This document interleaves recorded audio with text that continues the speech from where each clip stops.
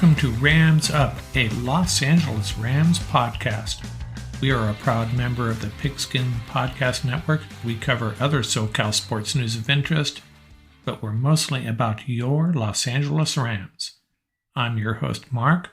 Let's get to it.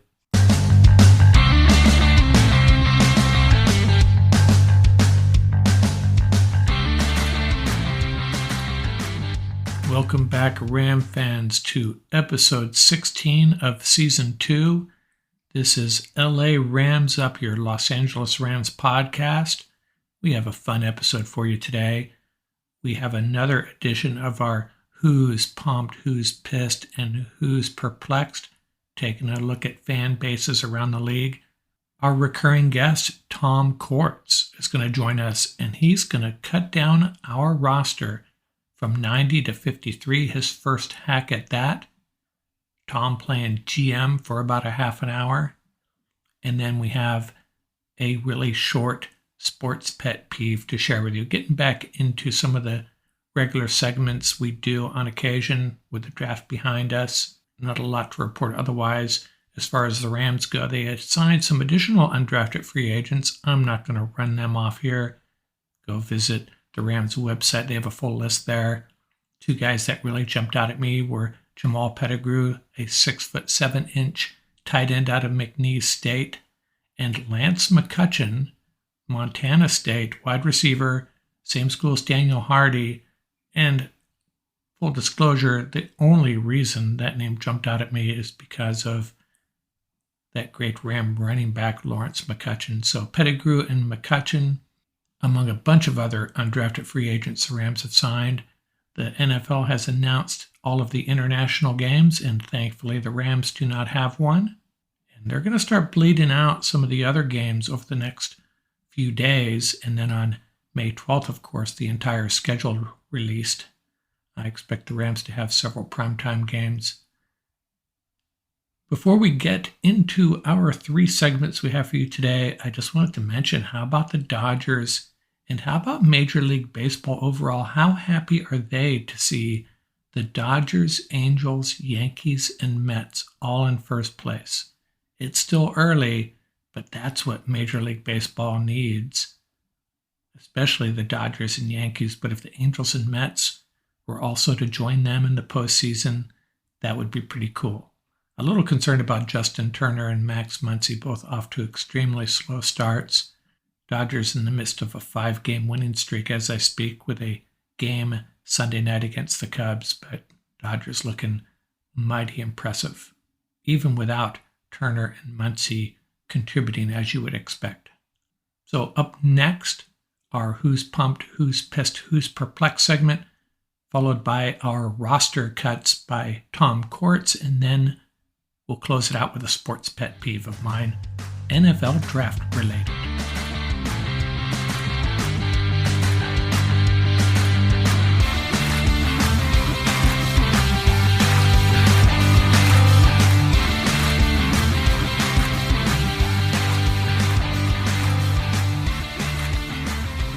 Well, the last couple of weeks we have been consumed with the NFL draft, rightfully so, but I thought it would be the perfect time to revisit our Who's Pumped, Who's Pissed, and Who's Perplexed segment.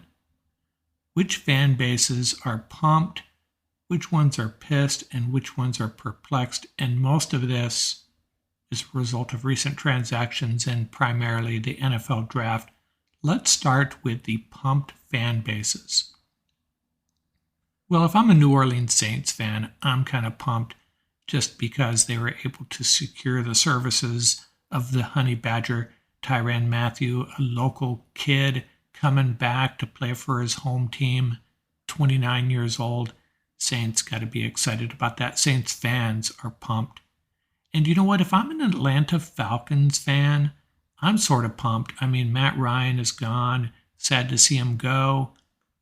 But Drake London and Desmond Ridder, a wide receiver quarterback combination, 2 rookies coming in, both seem very promising, although I have heard a couple of opinions taking Drake London down a notch. But Ridder and London coming in as rookies, that could be something to build on. If you're an Atlanta Falcons fan, I'd be pumped. Perhaps most pumped of all, New York Jets fans. Now, Jets fans themselves have told me, you know what, we're not quite pumped yet because we've seen this movie before. But, you got a new coach there, his second year, and he's building something there. I had a lot of respect for him, Robert Saleh, when he was with the Niners. I think he can build a competitive team, and drafting the cornerback Sauce Gardner, the edge rusher Jeremiah Johnson, the running back Breece Hall, and the wide receiver Garrett Wilson. You could look back on this draft in 3 or 4 years and say this was the turning point for the New York Jets. Now, they got to do it on the field. I get it. But man, if I'm a Jets fan, I am stoked right now. And Baltimore Ravens fans, they're pumped every year after the draft. They have built such a tradition there of nailing the draft, and they may have done it again. David Ojabo, he probably won't play this year, but a top 10 pick that got hurt. So they'll bring him back next year, most likely. Kyle Hamilton, a safety. As you know by now, I'm not a fan of drafting safeties that high, but still, if the Ravens drafted him, he probably is going to make an impact because that's just what happens in the Ravens world. And the offensive lineman, Tyler Linderbaum, just that name, Linderbaum, I just see him laying out, pancaking defensive linemen and linebackers. If I'm a Ravens fan, once again, this time of year, post-draft, I'm pumped. And the Eagles fans have to be a little pumped getting A.J. Brown on board. They're a playoff team, albeit in the NFC East as a wild card, probably one of the least deserving teams, but, they could have something cooking there in Philadelphia, and adding A.J. Brown certainly isn't going to hurt. And the Buffalo Bills, we heard it on this show for the last couple of weeks. What's the one thing the Bills need? They need a running back, and they got one, James Cook. And they also got the punting god, Matt Araiza. But it's more about James Cook. The Bills are going to be a force to be reckoned with. They were my Super Bowl pick last year to play the Rams and lose to the Rams in the Super Bowl. And I'm probably going to go that way again. Rams over the Bills in the Super Bowl. Bills look more formidable than they did last year. And lastly, also pumped, kind of put this in the same category as the Jets. The Detroit Lions come away with a good draft. Hometown boy Aiden Hutchinson and the wide receiver Jamison Williams. They're going to roll with Jared Goff for a year, and I don't have a problem with that. They're getting him some weapons at least, and they have the hometown edge player, probably the best player in the draft. They got him at number 2. If you're a Lions fan, you have to be a little excited, right? And who's perplexed? Well, Arizona Cardinals fans have to be perplexed. What the heck's going on with Kyler Murray now? He seems to be happy again. Then they trade for Hollywood Brown. That's a good sign, right? And then can hardly start celebrating that acquisition, although it's not really that big of a deal, I don't think. You lose Christian Kirk, you add Hollywood Brown, probably a slight improvement there, but that's not like it's going to put you over the hump there, right? And then they lose DeAndre Hopkins for the first 6 games. So it's a roller coaster for Cardinals fans, up and down. Murray happy, Murray pissed. Wide receiver core depleted, wide receiver core rejuvenated, and then Hopkins out for 6 games. So perplexed if I'm a Cardinals fan. And the Titans have to be a little perplexed. They are a Super Bowl contender, no doubt about it. But then they trade A.J. Brown to the Eagles. He was an impact player for that team. And then they drafted Treylon Burks, who is kind of like a carbon copy of A.J. Brown, right? But he hasn't proven it on the field. So I'm a little perplexed if I'm a Titans fan. If you're a smart Titans fan, you recognize the savings. You recognize that, hey, we're not going to pay A.J. Brown the big money. We're going to bring in a guy that looks like he could replace him quite well, but still a contender losing one of their impact players. A little perplexed there. One more perplexed fan base, the Minnesota Vikings fan base. Now, I almost put them in the pissed category, but Vikings fans are pretty chill typically. They only get pissed when you're talking about the Packers, although in a second, I'm actually going to talk about the Packers. Still going to leave them in the perplexed category. Why are they perplexed? Well, the Vikings made a bunch of trades, accumulated a bunch of extra picks. Normally a good thing, usually wouldn't have a problem with it. But they traded with two divisional rivals, and in doing so, they allowed the Lions to draft wide receiver Jameson Williams. He could be a game changer. Lions also got defensive end Josh Paschal out of that trade. And they allowed the Packers to draft wide receiver Christian Watson. And furthermore, these trades that they made allowed the Colts to draft Cooper Kupp version 2 Alec Pierce, the wide receiver. So, they're helping out divisional rivals, helping them draft game-changing wide receivers potentially. And what did the Vikings do with those extra picks? They drafted a safety, a cornerback, an offensive lineman, and an inside linebacker. Hey, you know what? It may turn out okay for the Vikings. Could end up being a really good thing. But if I'm a Viking fan, I'd rather have Jameson Williams or Christian Watson or Alec Pierce than any two or three of these other guys they drafted. And putting salt in the wound, divisional rivals ended up with these guys. And two fan bases are a little pissed. One is the Bears. They have Justin Fields there as a quarterback. Got to go get him some help, right? Where their first two picks are DBs, a cornerback and a safety. That's not going to help Justin Fields' progression. Also losing Allen Robinson. Bears spinning their wheels. Leadership there not making it any easier for Justin Fields to succeed. And probably the most pissed fan base, courtesy of the Rams partly, is the New England Patriots fan base. Weird draft. Cole Strange drafted in the first round, and then they see McVay and Snead kind of chuckling about it. Now, I get it. It wasn't meant to be disrespectful, but it's got to piss the Patriots. Got to piss the Patriots fans off in two ways. One, is this a good pick? Probably not. And the Rams over there kind of making fun of their team. And I know McVay apologized and Snead did as well, but if I'm a Patriots fan, I'm pissed off on two levels with this Strange pick. And then also a little bit pissed about this drafting of Tyquan Thornton, the wide receiver. Patriots are not good at drafting wide receivers. You think they just give up on it, start finding free agents that they can sign, proven guys, kind of take the route the Rams have, but they just keep on drafting wide receivers. Tyquan Thornton could be the answer, but the fact that the Patriots drafted him suggests maybe not. Kind of like the reverse effect. If the Ravens have drafted Tyquan Thornton, I'd be going, oh, well, this guy's probably a player. Patriots draft him, not so much. So that's my who's pumped and who's pissed and who's perplexed as far as the fan bases across the league. We'll get back to this again in a few weeks.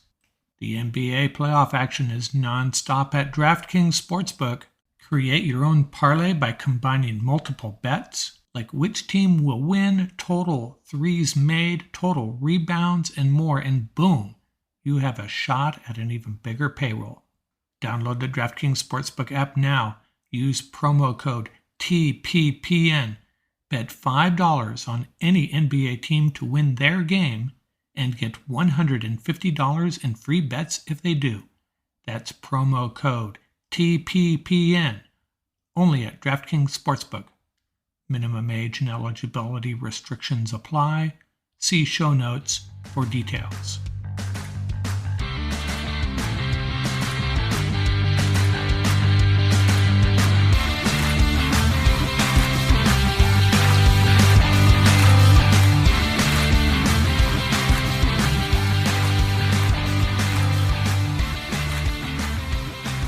Welcome back, everybody. This is Rand. I got a special segment for you here today. This is going to be a lot of fun. I have Tom Courts back to join us. How are you doing, Tom? Hey, great. Great to be back. So what Tom wanted to do, and I said I agreed. I thought this would be a great idea. Tom is going to cut down the Rams roster to 53 guys for us. He's going to take his first hack at it. Now, wanted to point out, if you're listening to this on the podcast, you can go to our YouTube channel, and we have a visual that's gonna help you sort this out. We're gonna move guys from the roster to the cut list, and if you're watching this on the YouTube channel, you can go to the podcast, and we have a couple additional segments on that I think you'll enjoy. So, just wanted to make sure everybody understood that. Now, when we go to our roster list here, what you'll see at the top is a roster count of 90, and we're going to whittle this down, or I should say, Tom is going to whittle this down to 53 guys. This should be a little bit of fun. Tom, you're ending the dreams of some of these guys. I hope you're aware of that. Yeah, this is a stacked roster. I mean, there's a lot of great potential here, and so really glad to see how much talent the Rams brought in. And yeah, it is going to be tough to cut to 53. I mean, Yeah, I remember we talked separately before this, and I remember doing this. I do this all the time, actually, this time of year. And I remember last year getting it down to 53 was pretty easy. It was just a matter of those last 4 or 5 guys flip a coin. It wasn't really that stressful. But this year, I mean, there's like 62 guys, I think, that I would love to have on this roster, but it's not going to happen. yeah, it's there's a lot of great young talent, and I think one of the reasons is the draft was very full of talent, and there's also a lot of unrestricted free agents that, I'm sorry, undrafted free agents that were picked up after the draft, largely I think because of the COVID impact. Right, there's a lot of extra talent that was in this draft. A lot of guys got extra years and so forth, and stayed in another year, and so this is the beginning. But next year, I anticipate the same thing will happen.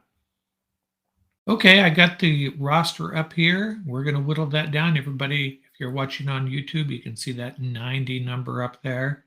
We're going to push through this until we get down to 53. Have at it, Tom. You want to start with the quarterback position? Any cuts there? No, I think the Rams are dead set on carrying 3 quarterbacks. They always do, and they'll keep the 3 they have: Stafford, Wolford, and Perkins. And we're just going to move left to right here. Running back position, we got Akers, Henderson, Funk, Xavier Jones, Raymond Calais, and the rookie Kyron Williams out of Notre Dame.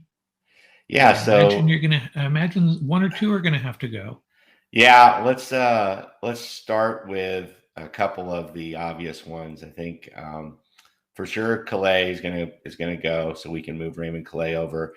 And unfortunately, I like Xavier Jones a lot, but I think we're gonna have to move him over. The Rams typically carry 3 running backs on their 53 man, and a few of them on the practice squad in case somebody gets hurt. But so we're gonna start there, and then we'll take another swing at this on the next round of cuts. Yeah, and of course, it always happens, especially with the running back position. Unfortunately, someone gets dinged up, bound to happen. Wide receiver, this is a really good group, needless to say. You Yeah, are it going to is. have to go.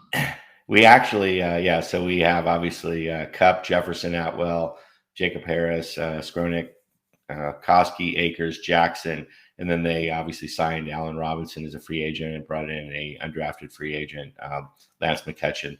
So, and then we also have Brandon Powell over there in the special teams row, and Right.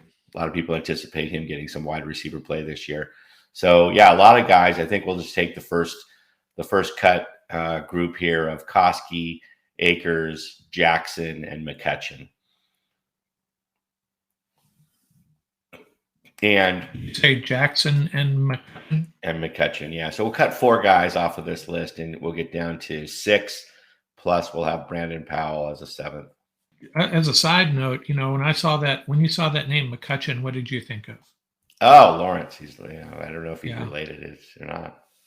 Yeah, I did some digging, and apparently not. I couldn't find any reference to that. I would have imagined we would have heard about it if it were. Right. A lot of the younger Ram fans are probably not familiar with Lawrence McCutcheon, one of the great boy. running backs in the Rams' history of great running backs. Yeah, fantastic.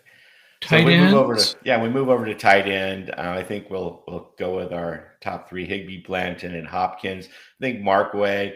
The Rams do typically keep 4 tight ends. I think this year we'll have to see, but I think right away Carter and Pettigrew, the 2 undrafted free agents, are going to go. Although I think they really like Pettigrew, and I would give him an outside shot of making the roster. But for now, we'll cut Carter and Pettigrew. Yeah, and the wide receiver Jacob Harris, he's kind of a hybrid. Jamal Pettigrew, I did a little bit of checked up on him a little bit. 6'7" and a really good athlete. So I think he has a shot, but he's got a tough road to make this roster. Yeah, for sure. On to the offensive line, we're down to 81. Yeah, so in the offensive line, this is a big group. Now, they do typically keep 9 offensive linemen. And so I think what we'll do is move Chandler Brewer, Jeremiah Colon, Max Percher, and Adrian Ely, who was a free agent signed not too long ago, over to the cut list. Yeah, I was searching for Colon's name. You said Brewer, Colon, and who else is off this roster? Percher and Ely, yeah. Okay. And Percher is the international player, so they'll almost certainly keep him as a practice squad player because he is a bonus practice squad player. So you get 16 on the practice squad. Okay. We're down to 77. Did you want to jump to special teams? You want to save that for last? You want to go to defensive line or special teams? Let's see here. I think what we want to do is, if you don't mind, if we'll also go back to the offensive line and take Jack Snyder off, the undrafted free agent. San Jose State. Okay. And so if we go down to, we'll leave special teams as is, leave a little drama for the which punter we're going to keep. And go on down to defensive line. Obviously, we have Donald, Gaines, Ashawn, Copeland, Hecht, and Bobby Brown. Ernest Brown is there. And then a couple of undrafted free agents who I don't see making the roster, Dion Novel and Elijah Garcia. So we can move those 2 off. There's going to be some tough decisions there. Yeah, for sure. Yeah, it's going to be a tough. There's probably end up cutting one more, and so we'll have to come back to that one. Okay. You got a bunch of guys listed as edge players. Yeah, there's a lot of edge. They brought in a lot of edge players, and it's a little up in the air. I think there's going to be a really heavy competition for that 5th edge. Now, one question before you get started. You see Jonah Williams as strictly edge? Yeah, I mean, that's where they typically have him. But I don't think he's even gotten any snaps, so I'm not sure myself. I always thought of him as defensive end, defensive line. But go ahead, though. I think. So we got Floyd Hollins, Garrett Lewis, as you said, Jonah Williams, Daniel Hardy, who was the 7th round draft pick, and then they actually had 4 of their 17 undrafted free agents at edge. So Hughes Murray, Braden Thomas, Benton Whitley, and Keir Thomas. So we don't know which of these guys are gonna potentially make an impact. 1 or 2 of these undrafted free agents will make the team at least, if history is a guide. But it's just so hard to predict. So, but anyway, having said that, I think we'll cut Williams and then the 4 undrafted free agents: Hughes, Murray, Thomas, Whitley, and Keir Thomas. We're down to 69 players, and we're on to inside linebacker. Yeah, so inside linebackers, not a lot of depth there. They had signed a player, Anthony Hines, a while ago. Obviously, the big free agent signing was Bobby Wagner to join Ernest Jones, Trayvon Howard, Christian Roseboom, and the perhaps the most popular or most likely undrafted free agent to make the squad is Jake Hummel from Iowa State. So But having said that, they typically carry 4 inside linebackers. I think we'll cut Anthony Hines here and come back and look at this in a little bit. It's a position that has really never been a strength, and then all of a sudden you have Ernest Jones and Bobby Wagner there. But you're right. After that, Trevin Howard has proven he can contribute. Roseboom, kind of a special teams guy, kind of interesting situation there at inside linebacker. Yeah. Cornerback, this was a position going into the draft I shared with you many times was my biggest concern. We seem to have alleviated that. At least I hope so. Got some cuts here, though. Oh, my gosh. Yeah, we have, what do we have 11 cornerbacks in the cornerback room. And interestingly, I think they started the 53-man last year with 4 or maybe 5, because there was a weird situation last year where Hecker was on the injured list, and so he wasn't actually on the opening 53. Obviously, he came on before they played their first game, but so that original 53-man roster they came out with last year is a little misleading. I think they might have. But they did start with 4 cornerbacks last year. Anyway, this year I think they're going to start with more than that. I think they have a lot of guys here that they want to keep on the roster. Obviously, Ramsey, Rochelle, Troy Hill are locks. We also have David Long and Grant Haley, Tyler Hall, and they drafted Kobe Durant and Darion Kendrick, who they're both of which they're very high on, and then 3 undrafted free agents: Caesar Williams, TJ Carter, and Deron Lowe. So, however, I do think they're going to have to obviously going to get this down pretty quickly. So I think it's going to be Grant Haley and Tyler Hall will be cut, as well as the 3 undrafted free agents. And there you go. Those guys are cut courtesy of Tom. And you have 10 more to go. 10 more players have to go. You have a pretty decent safety room here as well.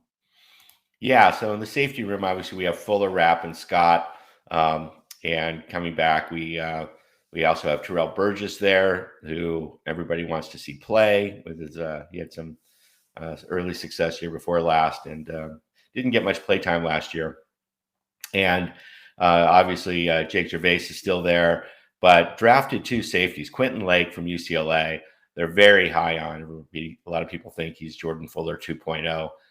That's how he plays and so forth. And a guy in the 7th round, Russ Yeast, who also shows some promise from Kansas State. So those are the 2 draft picks. And then Daniel Issam and Jaron McVay, undrafted free agents. And so, but I think we're going to have to start the cuts here with Gervais, Issam, and McVay.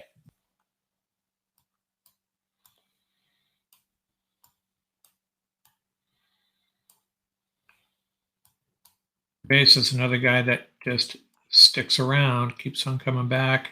Yeah, practice squad guy who they feel strongly enough about, and he isn't getting picked up by somebody else. So, okay, we're at 60 players. We haven't looked at special teams yet. Did you want to make another cycle through any of the other position groups, or where do you want to go with this? You're the GM. You tell me. Well, we can go and make the. So let's see. You are at 60. Is that right? 60 players. We've cut 30. So you have 7 more to cut. And it ain't going to be easy. Yeah. So let's see here. We can go over to special teams and just make the cut. I think Cameron Dicker, the undrafted free agent from Texas, who's a punter as well as a kicker, I think he'll end up beating out Riley Dixon. He brings too much to the table. He has the pros are he can also kick. He can kick do the long kick. He can do the kickoffs as well as longer field goals. We saw Matt Gay miss some longer field goals last year, especially at the end of the year when his leg was getting tired because he had all the kicking duties, and that was a problem. The downside of Dicker is that he doesn't have the experience that Dixon has at as the holder in the kicking game. So Kid Dicker would have to learn to do that. So, but so in this case, we'll go ahead and cut Riley Dixon. Okay. Took care of that for you. Yeah, that's something that'll clearly work its way. That's one of those positions that I think the decisions become pretty easy for coaches.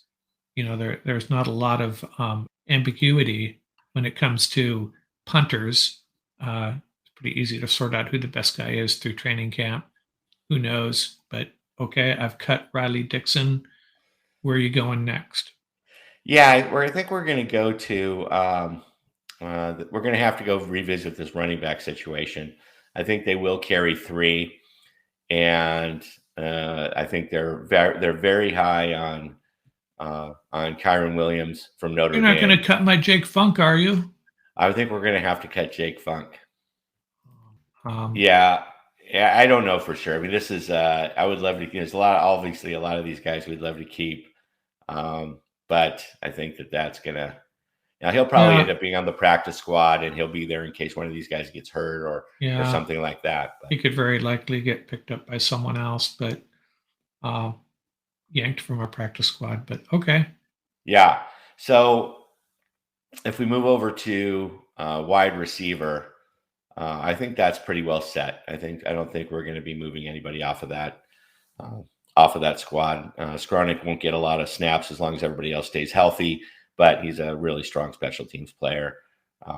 And they really like Jacob Harris and want to get him, now that he's healthy, get him worked in. Obviously, he can also move over to tight end as well. So, yeah. So, yeah, and you'd already pulled Mark Way off the tight end list. So I think that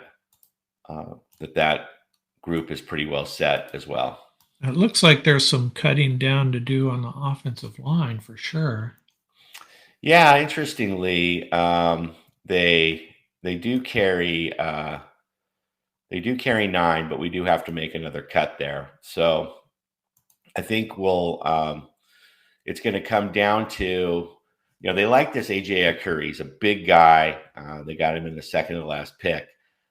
So it'll be interesting to see where they go on the offensive line cut. Obviously, Logan Bruss, who was their first, their 3rd round draft pick, who was the Rams' first draft pick, they really feel like is going to slot in immediately at right guard.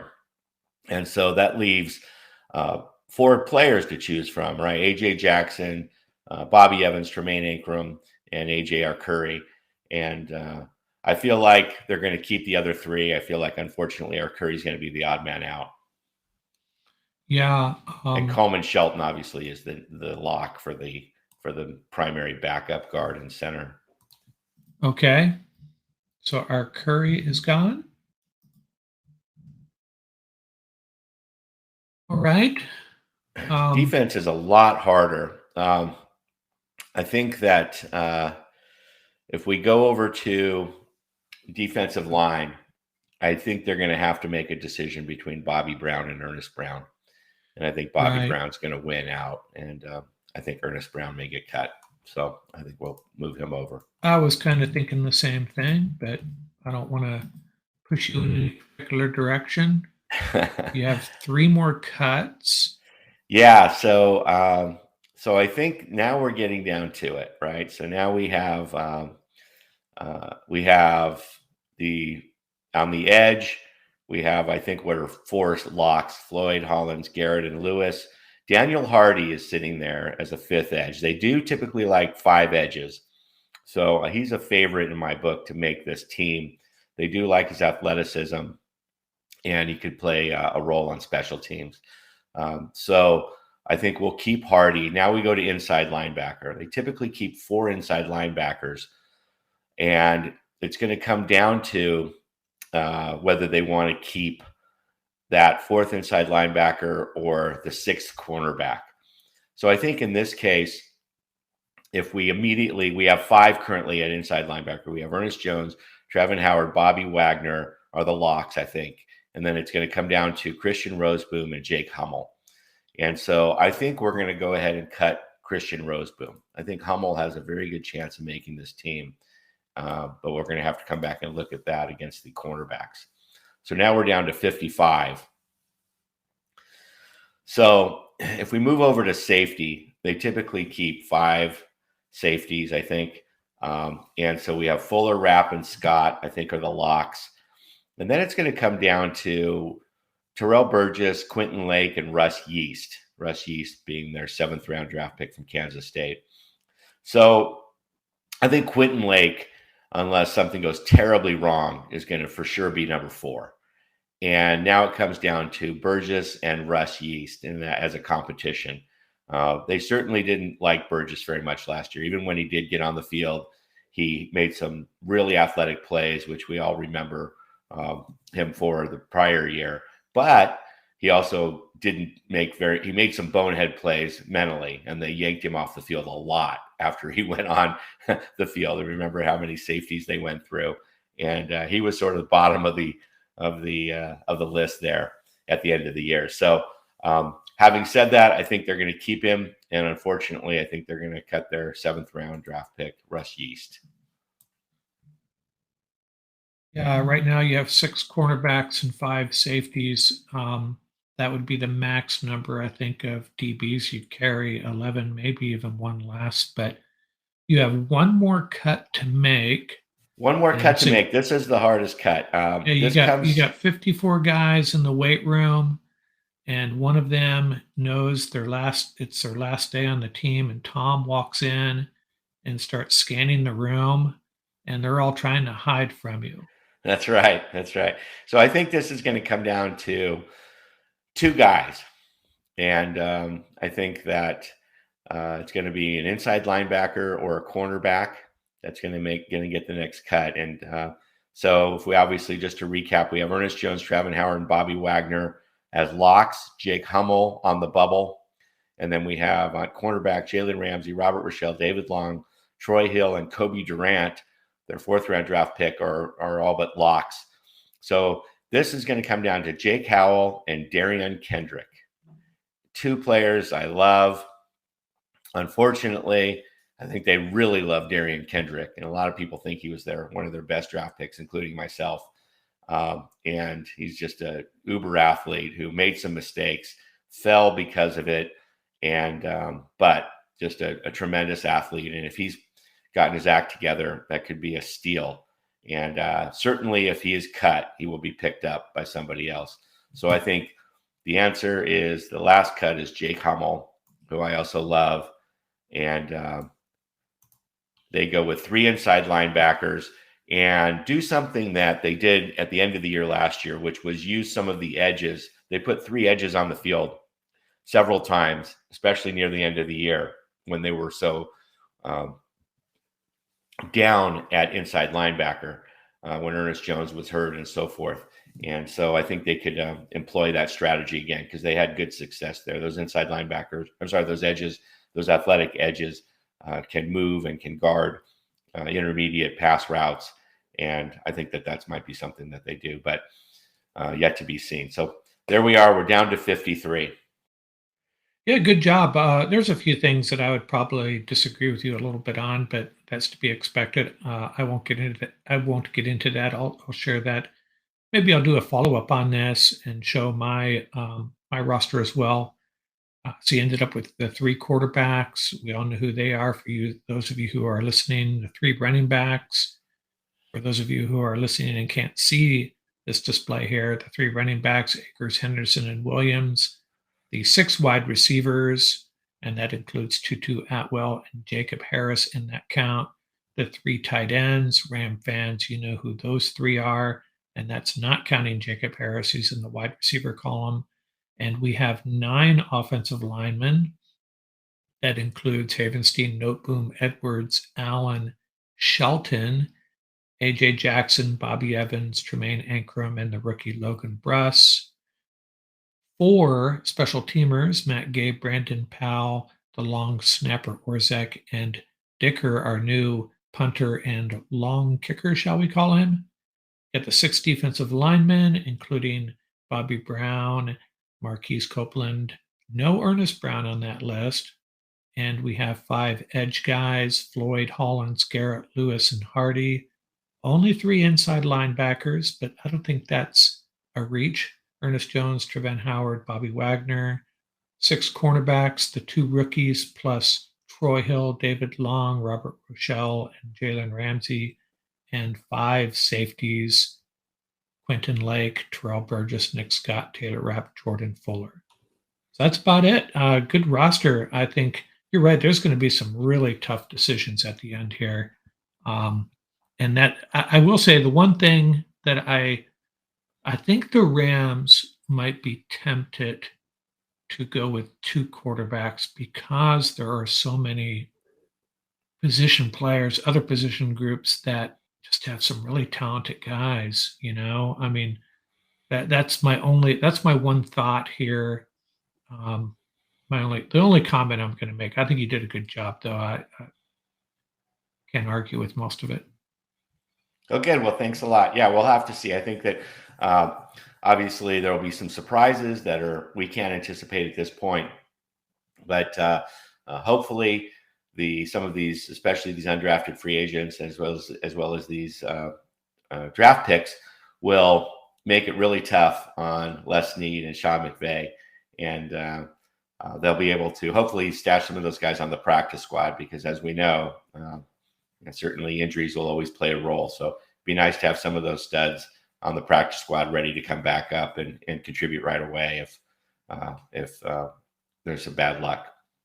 Yeah, and the preseason games, sometimes they can be so misleading. I see guys in the preseason that I'm like, oh man, this guy is stepping up, and then next week he's cut. So I think it has a lot more to do with what goes on those practice fields and in those study halls that they have than what we see in preseason games. Yeah, they had made the comment that they obviously, Rams notoriously don't value those preseason games, especially for some of the starters. I mean, they see some of these guys play and whatnot, but it's not necessarily fair to judge guys in the preseason when they're not playing alongside the all-stars, right? How can you judge somebody at a cornerback position if Jalen Ramsey's not on the other side and so forth? So. Right. What they say is that they really get most of their intel on how these guys are playing when they play those practice games against other teams at practice, and there's in those controlled environments where they're able to set things up on offense and defense to specifically test guys against each other. So if there's 2 cornerbacks, they'll put a guy in for one series and then another guy in for the next series in the same exact setup and see how they play head to head, if you will. And so that's where they say they learn the most. And so it'll be fun if anybody can get out and see some of those practices. Those are by far the most fun practices when they're doing those scrimmages against other teams.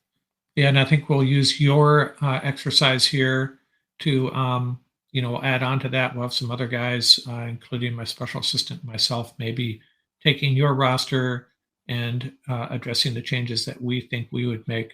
But yeah, good stuff, lots of fun. And remember, you can listen to this on the podcast. If you're watching this on the YouTube channel, the podcast will have a couple other segments that are really enjoyable.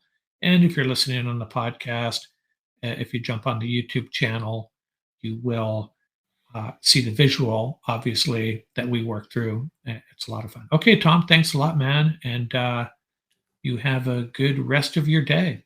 Yep. See you on Twitter at Ramsbeat, and look forward to continuing the conversation as the preseason progresses. Okay, thanks a lot. Out here. Bye-bye.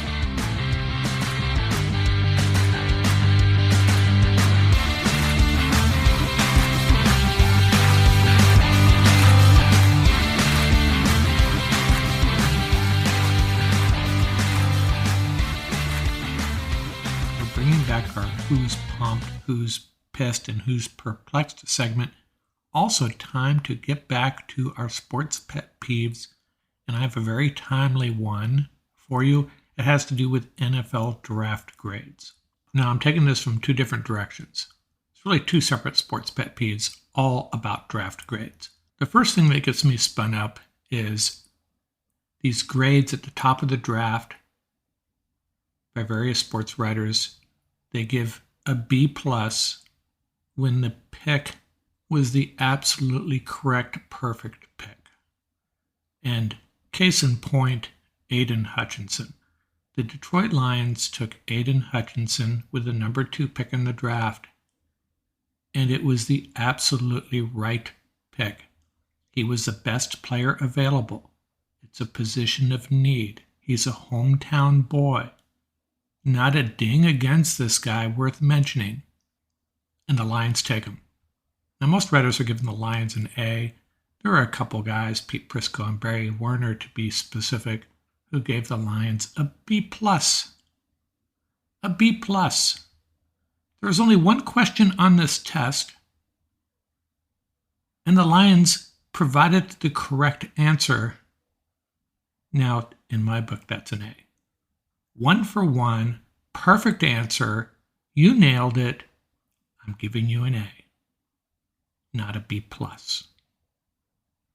Werner even said they should send a gift basket to the Jags for letting Hutchinson slip to them. Still gave him a B+. Now, the one argument might be, you know what, that he's not really worthy of the number 2 pick in the draft. It's a weak draft. Well, you can't ding the Lions for that with your grade. Silly stuff. And now the other thing that probably gets spun up even a little more is these really bad grades at the bottom of the draft. I'm going to call out Chris Trapezo of CBS Sports. He's a fine writer, nothing against him. But he was handing out Ds in the 7th round. D+ for the selection of a cornerback from Wisconsin in the 7th round. Raw coverage defensive back with elite level testing figures that pop on film. D+, 7th round. The 248th pick in the draft, edge rusher Andre Anthony out of LSU got a D+. The Bucs picked him. D+, 248th pick in the draft. And the Raiders got a D for drafting running back Britton Brown out of UCLA, the 250th pick overall. Now, when you get that deep in the draft, I'm sorry, no Ds. Now, if they drafted me, yeah, okay, I'd probably give them a D-, maybe even an F. But I'm not giving them a D for drafting Britton Brown, the running back out of UCLA, at 250. You know, you get to the 7th round, you do one of two things. You just give them no grade, but if it's something that they really nailed, found a guy deep in the draft that was really worth it, then give them an A maybe. But a D? Just a no grade or an A, or maybe a B? Other than that, no grade, please. I mean, if a guy slips from the 1st round, you're like, oh my gosh, everybody forgot to draft Cole Strange. And there he is, late in the 7th round. And the Raiders draft him, and all the other general managers are going, oh my gosh, we forgot about him. He slipped off our draft board somehow. Let's give the Raiders an A for that. But a D for drafting a running back out of a Power 5 school at number 250, a D. A couple of D+. You know, get the fidelity there. Not a C, not a D, no, a D+. A lot of thought went into that one. Sorry to pick on you guys, you writers for CBS Sports and such, but sorry. No grades in the 7th round unless they're just going to be flat out A's and B's. This makes no sense. That's going to do it for this episode. Remember, you can reach out to us at ramsuppodcast@gmail.com. You can visit our website at laramsup.com. And please don't forget to subscribe and give us that 5-star rating. We really appreciate it. And don't forget, keep the horns up, stay safe, and have fun out there. Music courtesy of bensound.com and the YouTube royalty-free music audio library, Crimson Fly by Humma Humma.